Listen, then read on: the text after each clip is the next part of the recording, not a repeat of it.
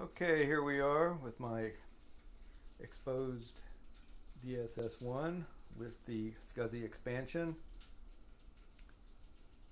Let me show you the cards that were installed for the expansion.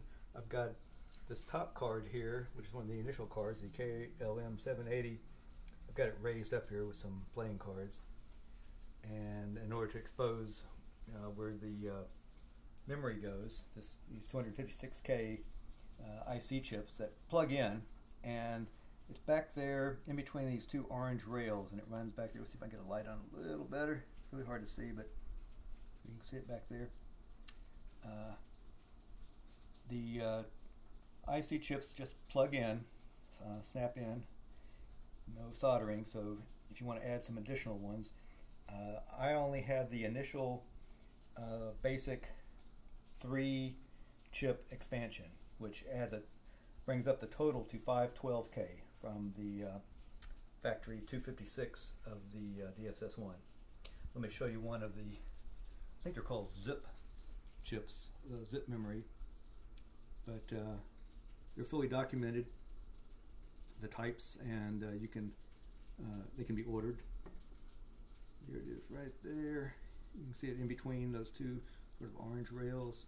Hard to get a light in there, but I've got photographs that have the numbers on top of the chip, and also in the installation PDF it talks about them, and they're a lot cheaper now. Okay, back up, show you some more of the cards. The wiring looks very good. Not a lot of corrosion or anything. I mean, not any corrosion that I can see whatsoever. Like I was saying, the problem might be with the operating system hanging. The problem might be with the membrane switches, particularly the entry switch, because it is in line with the damaged keys, which I'll show you in a minute, which aren't damaged badly, I don't think, although I haven't tried it operationally, but mechanically it's not too bad. But I'll show you that in a second.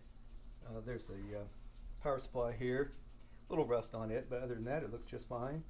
Like I say, no corrosion anywhere. There's a component here in the back. You see those wires leading to a little black diamond thing with some white underneath it that is connected where the serial number plate hooks in the back. It's using one of the screws. That's why the serial plate may look a little bent, because they may have drilled it out and pulled at it a little bit, but it's no big deal. But that is part of the expansion. And let me show you the keys that I was talking about.